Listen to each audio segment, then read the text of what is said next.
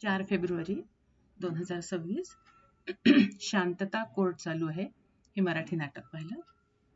सुंदर आहे नाटक. विजय तेंडुलकरांचं लिहिलेलं आहे. काम करणारे कलाकारही सगळे चांगले आहेत.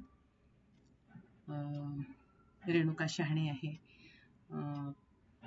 संदीप कुलकर्णी आहे, आनंद इंगळे आहे आणि बाकीचे बरेच कलाकार आहेत ज्यांना ओळखते. सगळ्यांची नावं नाही लक्षात.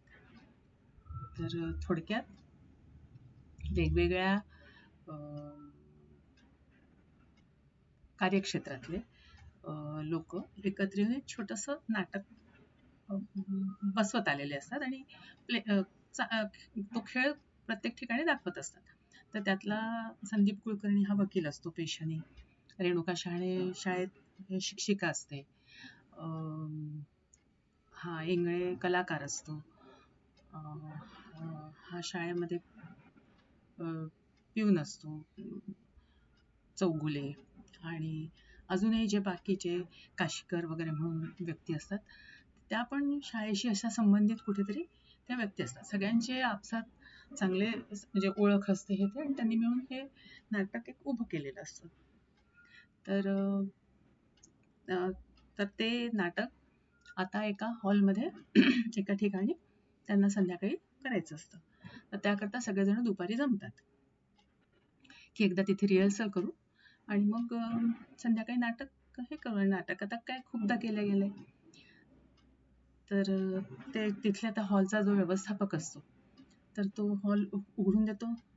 सगळ्यात आधी रेणुका शहाणे असते तर ती म्हणजे तिला उघडून देतो. ती खूप मोकळी त्याच्याशी गप्पा वगैरे मारते. तो विचारतो की बाकीचे लोक कुठे आहेत. तर म्हणजे येतात सगळे आरामात रेंगाळत वगैरे असं सगळा प्रकार होतो. मग आल्यानंतर सगळे एक एक त्यांची प्रत्येकाची नाटकं, कोणाला चहा पाहिजे, कोणाला सिगरेट पाहिजे, अमुक ढमुक चालू होतं गोष्टी. मग ते म्हणतात की अरे अजून हा नाही आला, तो नाही आला. मग कळतं की एक जण कमी पडतोय साक्षीदारामध्ये. त्यांचं जे नाटक असतं त्याच्यातला जो साक्षीदार एक त्यांना दाखवायचा असतो तो एक कमी असतो. तर म्हणे आता कोणाला उभं करायचं वेळेवर. तर म्हणे आता हे आहेत ना गृहस्थ, म्हणजे ज्यांचा तो हॉल असतो, ज्यांनी म्हणजे व्यवस्थापक ते. पण ते म्हणतात मला तर काहीच त्याच्यातला अनुभव नाहीये. तर म्हणे ठीक आहे, म्हणे आता आपण ह्यांना एक लाईव्ह एक्सपिरियन्स द्यायचा म्हणून आपण एक कोर्ट उभं करू आणि एक असाच खोटा खटला चालू, म्हणजे त्यांना कोर्टाच्या कशा कशा रीतीभाती असतात, कसं बोलायचं असतं ते कळेल आणि मग साक्षीदारांनी साक्ष कशी द्यायची हे कळेल. मग कोणाला करायचं आरोपी. तर तेवढ्यात ती रेणुका शहाणे गेलेली असते बाथरूमला. तर ह्यांचं आपसात काहीतरी बोलणं होते आणि तिलाच आरोपीच्या पिंजऱ्यात उभं करतात रेणुका शहाणीला. आणि तिच्यावर आरोप हा असतो की भ्रूणहत्येचा आरोप. आणि भ्रूणहत्येचा आरोप म्हटल्यावर ती म्हणते मी कुठलीही भ्रूणहत्या केलेली नाहीये आणि मी हा आरोप मान्य करणार नाही. म्हणजे अशा पद्धतीने ते नाटक सुरू होते. मग आता एक एक साक्षीदार आणायचे.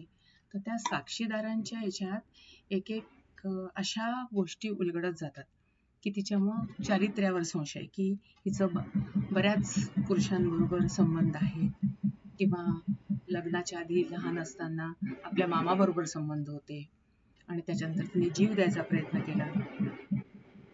मग एक अजून असतात व्यक्ती, तर ते म्हणतात की तिने मला लग्नाबद्दल विचारलं आणि सांगितलं की मी प्रेग्नंट आहे दामल्यांपासून आणि पण मला हे मूल वाढवायचं आहे.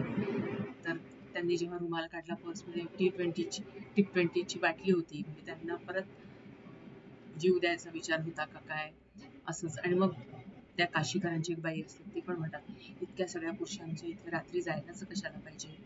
मग एक जण अजून सांगतात की मी तिथे गेलो होतो तर दामल्यांच्या घरी रात्री त्या होत्या वगैरे असं. तर बाय चान्स हा जो व्यवस्थापक नवीन साक्षीदार झालेला असतो तर तो एक अशीच कादंबरी वाचत असतो आणि त्याच्यातलेच तो डायलॉग बोलत असतो काही काही. तर ते पण तिला इतके चपखल बसत असतात की म्हणजे सगळ्याच ह्याच्यातनं तिला ते लोक आरोपी सिद्ध करतात. आणि हे सगळं खोटं खोटं चाललं असतं पण ते सगळं खरोखर तिच्या आयुष्यात घडलेलं असतं. म्हणजे दामले नावाचे एक शिक्षक त्यांच्या इथे असतात, ते मॅरिड असतात पण हीच त्यांच्यावर भाळून पण ती त्यांच्या बुद्धिमत्तेवर भाळली असते, पण त्यांना फक्त हिचं शरीर हवं असतं. आणि नंतर मग आता दिवस गेल्यावर त्यांनी कानावर हात ठेवले असतात, म्हणतात माझा काय संबंध, म्हणजे अशा प्रकारे. आणि अगोदर जेव्हा ती लहान असते आणि ती सगळ्यात पहिल्यांदा भाळली असते ती आपल्या स्वतःच्या मामावरच, आणि मामा त्या गोष्टीचा फायदा घेतो तिचा. तिने त्याच्यावर म्हणजे मामावर खरं प्रेम केलं असतं.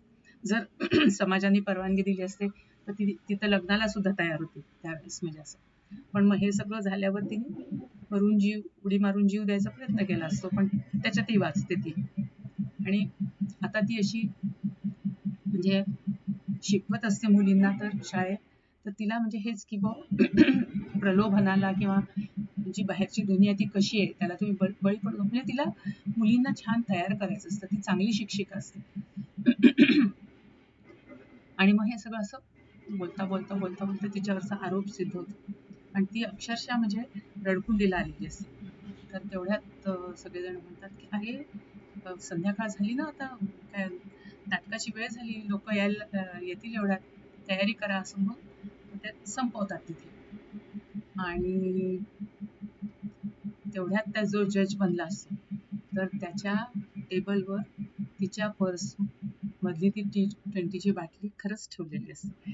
तर मग एकदम म्हणजे तिथेच ते नाटक संपवलंय की म्हणजे त्यांनी ते सगळं खोटं खोटं, म्हणजे सगळे म्हणतात अहो तुम्ही का इतक्या सिरियस झाल्या रेणू, आपण सगळं खोटंच करत होतो ना, एक एक खरं नाहीये, पण ते सगळं खरंच असतं. आणि मग जेव्हा सगळे बाहेर पडतात कोर्टाच्या त्या म्हणजे त्या रूम मधून, तर जज जेव्हा उभा राहतो तेव्हा त्याला टेबलावर खरंच बाटली दिसते, तर तो प्रश्नच पडतो म्हणजे आता हे खरं समजावं की खोटं समजावं. आणि तिथेच नाटक संपलेलं आहे. ज्या म्हणजे काय म्हणायचं आर्ग्युमेंट्स किंवा आरोप प्रत्यारोप चालू असतात, सुंदर केलेले सगळे. आणि त्यावेळेस सगळ्यांचे आविर्भाव आणि बोलण्याच्या पद्धती सुंदर, छान नाटक ओव्हरऑल.